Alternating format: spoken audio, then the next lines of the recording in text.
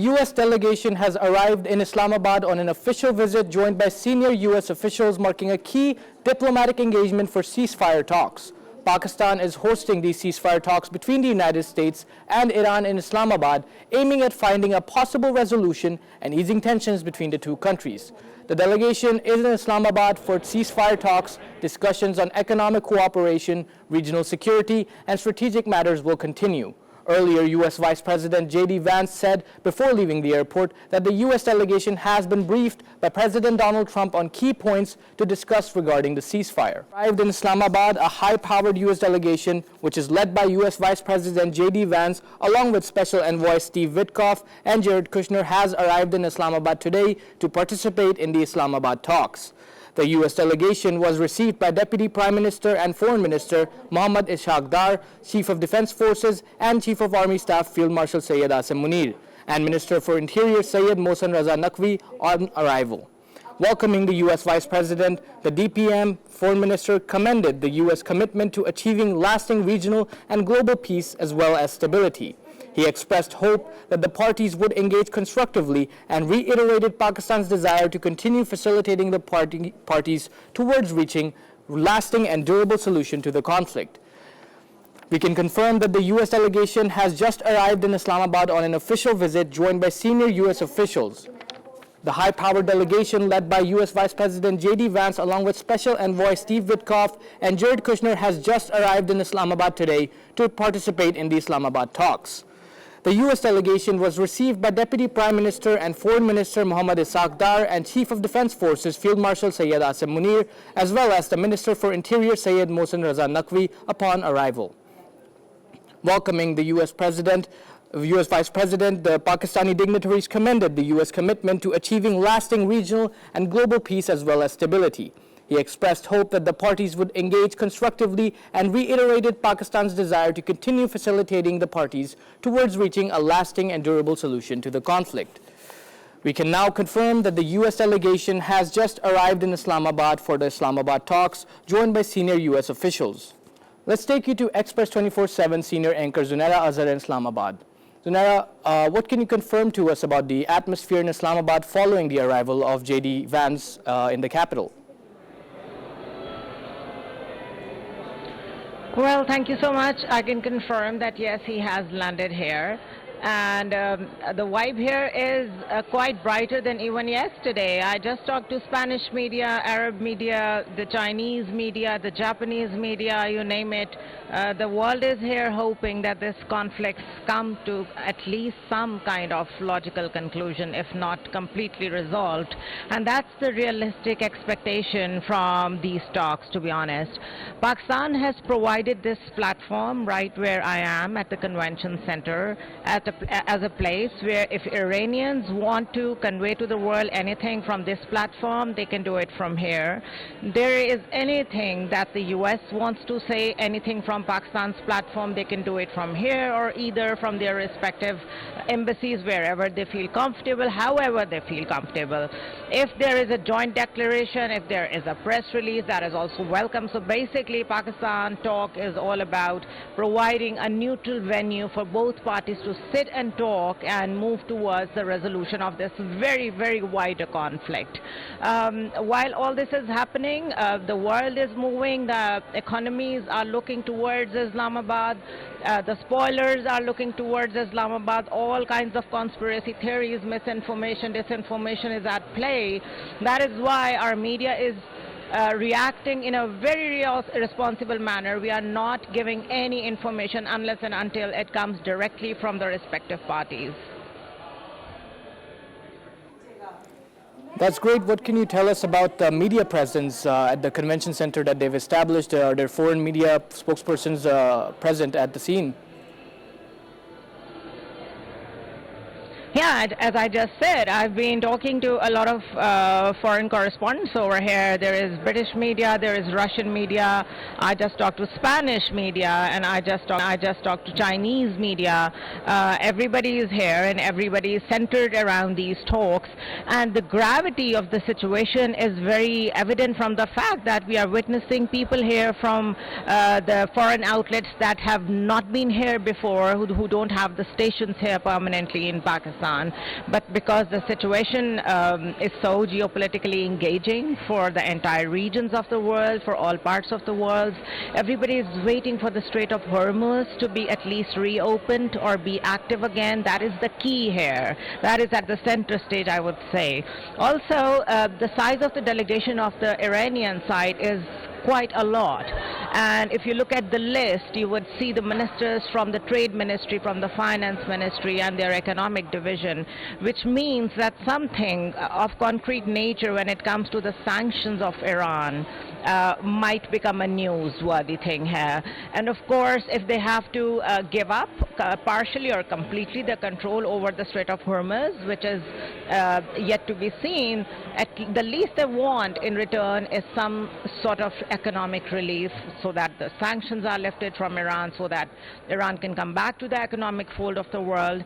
So that is at play here. I think from this process at Islamabad talks, we should actually consider moving forward with baby steps.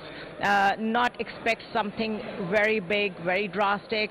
If it continues, if even the deadline is extended beyond 15 days, that would be a positive milestone. So fingers crossed. I mean, this crisis has taken the global supply lines hostage in a lot of ways, so it's important that any kind of ceasefire or temporary halt to be appreciated as well in its own right. What can you tell us about the U.S. delegation that has just arrived? Well, the U.S. delegation is very much here, yes. JD Vance, Vice President, has landed here. On his way to Pakistan, he stayed briefly in Germany. And we are expecting that whatever has to be resolved, whatever has to come into play between the two parties has already been drafted. And shortly, or maybe right now, the talks have been started. We cannot confirm everything verbatim because of the security reasons and because of the very cautious approach that Pakistani media is taking, and in a very responsible way. So I think the sticking point is going to be whether U.S. agrees to lift sanctions, as I said earlier, and agree to a ceasefire which is long-lasting. Not that after 15 days there is another episode of bombardment, or like another 4 months or so, because the spoiler here, the Israel, I mean, they haven't stopped bombarding Lebanon for a single day, for a single moment. Even the fact that the ceasefire included Lebanon in it, they haven't shown any integrity towards it. So that's the sticking point where the U.S. is taking a position.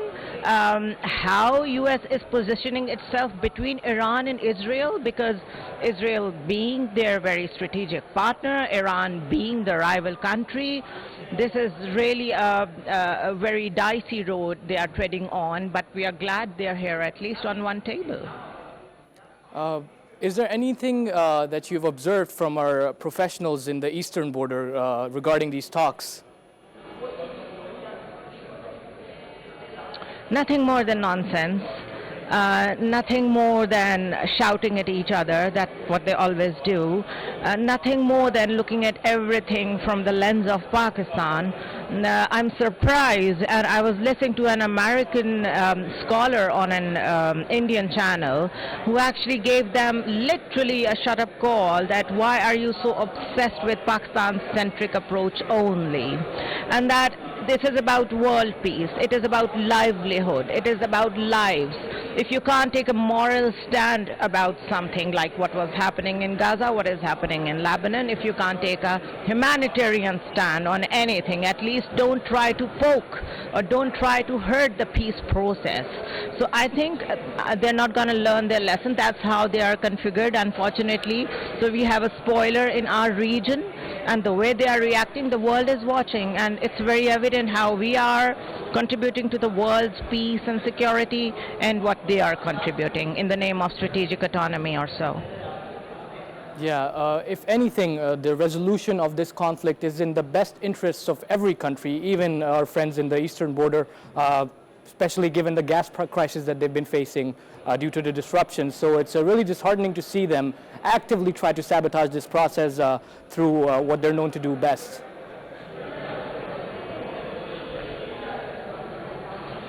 Well, I think this is where we need to focus.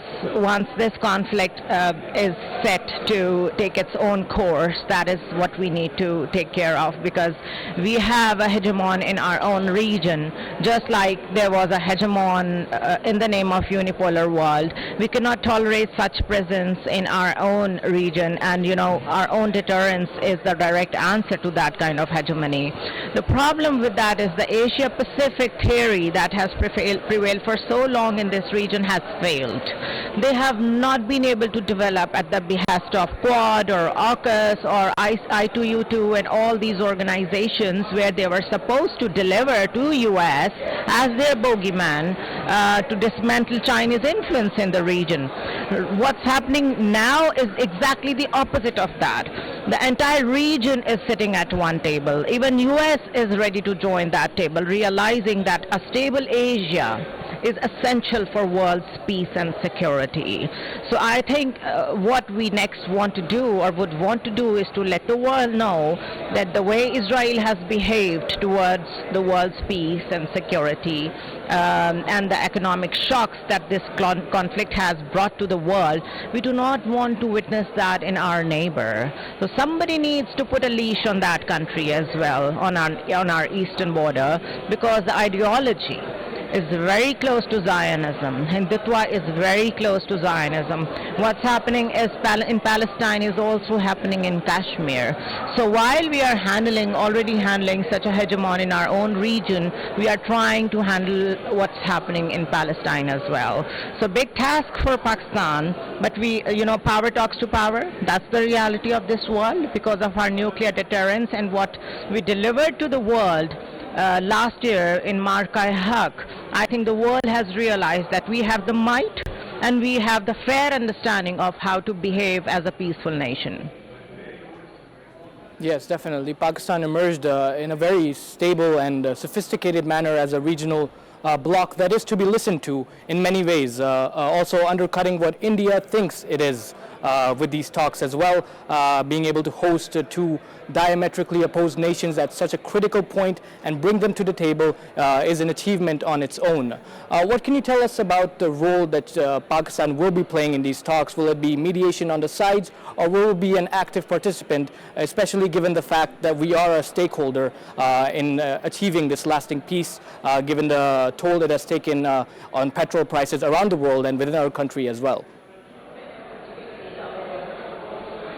Well, when it comes to peace, I think every country is a stakeholder, every single country, including Pakistan. A conflict that is of this horizon that we have witnessed on our door is a concern for every country. Yet, Pakistan has provided a table. Pakistan has been that pivot point, that access point, where both the countries, Tehran and Washington, were comfortable connecting to. And that's a very difficult position that Pakistan has put itself in. It's a huge responsibility because, talks could go either way. This time around, Qatar, who has presented itself as a mediator of the world, the Doha Accord, the role that Qatar played in that, and the role that Oman played in the mediation that was bombarded later. With all that background, the middle state like Pakistan, who has its own financial problems, has stepped up for peace. And we are offering both sides to sit and talk, and wherever we can play a role, we would. But we are not the only direct beneficiary of this conflict. It's the whole world suffering. Look at Keir Starmer. He has been on the Middle Eastern tour, the UK Prime Minister I'm talking about. Look at French Macron. He has called Prime Minister Shehbaz Sharif yesterday. Germany, Sweden, Norway, Spain, you name 14 countries of the Europe have come after us, and they're all telling us that we are really concerned and we really want these talks to succeed. So we are not the only stakeholder. We are only the venue here, and we are giving a very neutral venue to these two parties. So that's the best we can do. Yes, definitely. Pakistan has been afforded a unique position given the fact that we are not directly involved, but also that we are facing indirect effects like other countries. The only thing that sets Pakistan aside in this conflict is the fact that we've been able to and willing to actually take part and hope to bring a peace and bring these parties to the table. Where do you see these talks going as they continue in the next few days? Or is there any speculation at all about it in the capital itself? I would refrain from passing on any speculations on this because we are being very careful here. Even if we have the information, we are not going to release it because it would only come through the responsible state channels and the modes which are approved by the government, keeping in mind the sensitivity of these. We don't want any misinformation at this time. We don't want any disinformation, keeping in mind especially the eastern border, which is already speculating so much negative and spreading so much disinformation towards all this that is happening in the capital. What I expect from these talks is to take baby steps towards a long-lasting and more enduring peace, I would say. The regional stability is at stake. The security architecture of the entire world is at stake. UN is paralyzed. You've seen the Bahrainian resolution couldn't work. The Security Council is paralyzed. International Court of Justice issued warrants for Netanyahu. It makes no sense to the world anymore. So while there are no mediation channels from the post-World War II world order, we are transitioning into a world where the middle states are stepping up, middle states like Pakistan, who have their own debt crisis, who have their own energy crisis, who have been absorbing the shocks, the economic shocks of this war directly. So that is the best we can do, and that is the best we are offering to the two stakes available. Yeah, there is no plan B in the world. As you said, the post-World War II order has proven to be largely ineffective in this conflict. Do you think this is the start of a trend where leading countries from the global south actually take an active role in the crises that are so often known to affect them and them only? It's a transition. Remember, the world order after 1945 might have shaken. It might have bolted or jolted, but it's still there. It's still there in institutional sense. And we don't have a parallel of that available to us. So we cannot say that we are directly jumping from one world order to another one. This is definitely a big transition, though, where the previous institutions are failing to deliver. Having said that, the role that China and Russia have played in vetoing the resolution that the Bahrain presented in Security Council also sets the tone for the emerging new realities that it is no more possible for 5 powerful countries who can keep on vetoing whatever they don't like, and the middle states and the third world has no say in the conflicts or the whatever is going on in the world. So we are moving slowly towards a world order where every voice matters, where a country as small as Djibouti is important strategically, where Somalia is important, where Sudan is important, where Pakistan is important, where India is irrelevant, despite the fact that it is the 5th largest economy. So only the commercial angle doesn't matter. You have to take moral stand over conflicts like these. You have to take strategic decisions firmly. You have to step up and show up in the room. But in the name of strategic autonomy, if the 5th largest economy is nowhere to be found, if in the name of strategic autonomy your president and prime ministers are passing no comments when Ayatollah was assassinated, not even condolences, if you are this cautious, then you are nowhere. That's the message of the old world order. So you have to take a position, and Pakistan has since day one, let it be Gaza, let it be Kashmir, Pakistan has always taken a very plausible stand, a moral stand, and it has stood by it while managing a population where there is so much diversity, ethnic, and in all senses of it. So I think we are treading towards a different world order, which is no more the same as what we witnessed after 1945 till now. Yes, there's definitely a vacuum of influence within the current world order, and these developing countries such as ourselves are stepping in to fill the void that big economies such as our Eastern Front are abandoning in what is a very surprising development. Thank you so much for your insights, Zunaira. We hope to join you soon again. We can now confirm that the U.S. Vice President JD Vance Thank you for having has me. arrived in Islamabad ahead of the high-level talks scheduled between the Iranian government and the United States. The U.S. delegation has arrived in Islamabad on an official visit, joined by senior U.S. officials, marking a key diplomatic engagement for ceasefire talks. Pakistan is hosting a ceasefire talk between the United States and Iran in Islamabad aimed at finding a possible resolution and easing tensions between the two countries. The delegation is in Islamabad for ceasefire talks, discussions on economic cooperation, regional security, and strategic matters. Earlier, JD Vance said before leaving the airport that the U.S. delegation has been briefed by President Donald Trump on key points to discuss regarding the ceasefire. A high-powered U.S. delegation led by U.S. Vice President JD Vance, along with Special Envoy Mr. Steve Witkoff and Mr. Jared Kushner, arrived in Islamabad today to participate in the Islamabad talks. The U.S. delegation was received by Deputy Prime Minister and Foreign Minister Mohammad Ishaq Dar and the Chief of Defense Forces, Field Marshal Syed Asim Munir, as well as the Minister for Interior, Syed Mohsen Raza Naqvi, upon arrival.